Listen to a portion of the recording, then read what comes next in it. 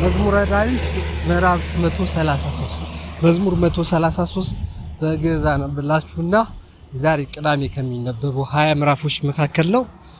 ከ20ዎቹ ያው ሶስተኛ ሳምንት እንደመሆኑ ዛሬ የማነብላችሁ መዝሙር 133 ነው። አነብላችሁና በግዕዝ አጭር ነው። ከዛ በአማርኛ የአማርኛውን ትርጓሜ ሳላይ የእንግሊዘኛውንም ሳላይ ለመተርጎም ሞክራለሁ። መልእክት ብዙም ያለኝ አይመስለኝም፣ ሰዓትም የለኝም። በዚሁ እንሰናበታለን ማለት ነው። 3 ቁጥር ነው ያለው። መዝሙር 133 እንዲህ ይላል። ናሁ ይባርክዎ ለእግዚአብሔር ኩሎሙ አግብርተ እግዚአብሔር እለ ይቀውሙ ውስተ ቤተ እግዚአብሔር ውስተ አጸደ ቤተ አምላክነ በሌሊት አንስው እደዊክሙ በቤተ መቅደስ ወባርክዎ ለእግዚአብሔር ይባርክ እግዚአብሔር እምጽዮን ይባርክ እግዚአብሔር እምጽዮን ዘገብረ ሰማየ ወምድረ ስብሐት ለአብ ወወልድ ወመንፈስ ቅዱስ ለዓለም ወለዓለም ዓለም አሜን የሚል ነው። ይህን በአማርኛ እንደወረደ ከመፍታቴ በፊት አነባበብ አለው አይደለ? ናሁ ይባርክዎ ምንድን ነበረ መልእክተ ዮሐንስ?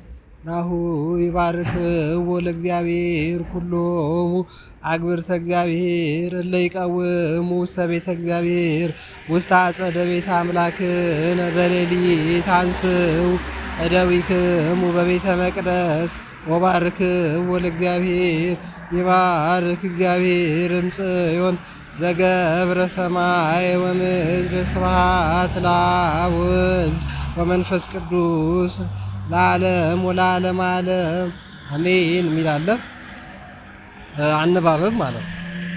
ናሁ ይባርክዎ አይደለ? ናሁ ይባርክዎ በአማርኛ ሲተረጎም እስቲ በእኔ ምን ይመስላል?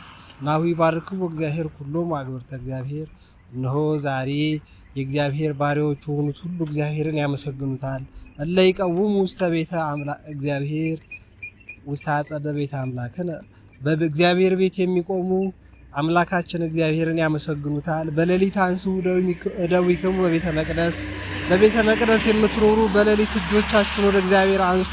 ወባርክዎ ለእግዚአብሔር፣ እግዚአብሔርንም አመስግኑት፣ አክብሩት፣ አግንኑት። ይባርክ እግዚአብሔር እምጽዮን፣ እግዚአብሔርም ከጽዮን ይባርክ ያስፋ፣ ኃይልና ብርታት ይሁን። ዘገብረ ሰማይ ወምድረ የሚል ሰማይና ምድርን የፈጠረው እሱ ነው የሚል ትርጓሜ ነው ያለው። ምስጋና ለአብ ወወልድ ወመንፈስ ቅዱስ ለዓለም ዛሬና እስከ ዘላለም ድረስ ይላል ማለት ነው። ስብሐት ለአብ ወወልድ ወመንፈስ ቅዱስ የሚለው ስንፈታው ዘሰማየ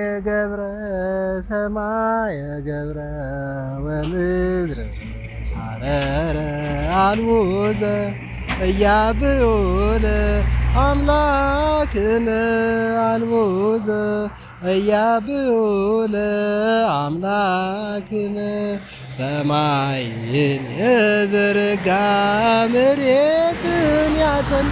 ሰማይ እንዴት ነው? ሰማይን የዘረጋ መሬትን ያጸና ኃያል ጌታ ሕያው አምላክ ያላንተ ማን አለና። ሰማየ ገብረ ወምድር ሳረረ አልቦዘ እያብዮ ለአምላክነ አልቦዘ። ሰማይን የዘረጋ መሬትን ያጸና እንዳንተ ማን አለና የሚል እኮ ነው ወንድም እህቶች፣ እውነት ነው። ሰማይን ምድርን የፈጠረ የአሜሪካ መንግስት፣ የብልጽግና ፓርቲ፣ ወያኔ፣ ሻዕቢያ፣ ኦነግ፣ ሸኔ፣ ፋኖ፣ የከተማ ዱርዬ፣ የአሜሪካ ዱርዬ፣ የአውሮፓ ጉልቤ፣ የፈረንጅ ጌታ ነኝ የሚል የአፍሪካዊ አረባዊ ጥጋበኛ አይደለም ሰማይና ምድርን የፈጠረው። ሰማይና ምድርን የፈጠረው እግዚአብሔር ብቻ ነው። እግዚአብሔር ነው በሁሉ መግደልም ማዳንም የሚችለው እግዚአብሔር ነው። ያለ እግዚአብሔር ምንም መሆን አይችልም። ማመን ስላቃተን ስለሚከብደን ነው እንጂ የሁላችንንም መጨረሻ የሚያሳምረውም ጠማሞች ከሆን የሚያበላሸውንም ሰዶማውያንን በእሳት የጠረገው የኖህ ዘመን ትውልዶችን ቀስተ ደመና የሰጠን ቸሩ አምላክ ቅዱስ እግዚአብሔር በንፍር ውሃ ያጠፋቸው እድሜ ያሳጠረው 900-1000 ዓመት አካባቢ ይኖሩ የነበሩትን ወደ 120 ዓመት ያወረደው ከዛም ደግሞ 60 እና 70 እሷም የመከራ እንድትሆን ያደረገው በደላችን ነው፣ ኃጢአታችን ነው። እግዚአብሔርማ ለዘላለም እንድንኖር ነው የፈጠረን። ፈግተን በላባችን እንዲጠረንግረን እንድንበላ አልነበረም ዓላማው። የተፈጠርንበት ደስ ብሎን እግዚአብሔርን መስለን እንድንኖር ነው። ለጊዜ ጊዜ ጥጋባችን እየበዛ ሲመጣ ብዙ በረከት እያተቀነሰብን መጥቷል። ስለዚህ ዛሬ መባረክ ይቻላል፣ በረከትንም አለማግኘት ይቻላል። በረከት ለማግኘት የሚፈልግ በጎ ቀን ማየት የሚናፍቅ ደስ የሚያሰኙ ቀኖች እንዲመጣ የሚመኝ እግዚአብሔር ቅን ነገር በጎ ነገር እንዲያደርግለት የሚፈልግ በመጥፎና በጠማማ ትውልድ መካከል እንኳን ቢሆን ደግ ሰው የለም እንኳን ቢባል ደግ ሆኖ ቅን ሆኖ ጤነኛ ሆኖ መገኘት ከሁሉም ይጠበቃል ለማለት ነው። ዛሬ ቅዳሜ አይደለ? በዚህ በቅዳሜ ዕለት ዛሬ ቀኑ 29 ሆነ ማለት ነው። ባለ እግዚአብሔር የኢየሱስ ቀን ነው። ጌታችን መድኃኒታችን ኢየሱስ ክርስቶስ የተወለደበት ቀን ነው። የኢትዮጵያ ኦርቶዶክስ ተዋሕዶ ቤተክርስቲያን በተለያየ መልኩ ነው ጌታን ክርስቶስን የሚጠራው። ያው ኢየሱስ ያድናል፣ ኢየሱስ ጌታ ነው ብለን አንለፈልፍም። ምክንያቱም ኢየሱስ ጌታ ነው ብሎ መጥራት ቀላል ነው። ኢየሱስ ያድናል ብሎ መጥራትም ቀላል ነው። የጌታን ስም የሚጠራ ሁሉ ግን ከአመፅ ይራቅ ተብሎ በሁለተኛ ጢሞቴዎስ ምዕራፍ 2 ቁጥር 19 ላይ ተጽፏል። የጌታን ስም የሚጠራ ሁሉ የጥጋበኛ መሆን የለበትም። ልክ የሆነ የአቦን ግብር የበላች ያስለፈልፋታል እንደሚባለው ኢየሱስ ያድናል የሚል ማንም ክፍታፍ ተነስቶ ኢየሱስ ጌታ ነው ስላለ የባርነት፣ የቅዱስነት፣ የጻድቅነት አመል ሳያሳይ ምንም ንጽህና ሳይኖረው ኢየሱስ ጌታ ነው አለ ኢየሱስ ያድናል አለ። ማመንማ ሰይጣንም ያምናል። ኢየሱስ ጌታ ነው ብሎ ሰይጣን ያምናል። ኢየሱስ እንደሚያድን ሰይጣንም ያምናል። ያንተ እምነት ከሰይጣን በምንድን ይሻላል? ስለዚህ ቅዱሳንን የማታከብር በዓል የሌለ ሰንበቱን የማታከብር እናት አባትን የማታከብር ለሀገር ፍቅር የሌለ ለወገን የማታስብ የድሃና የችግረኛ መፈናቀል ቅርም አይለ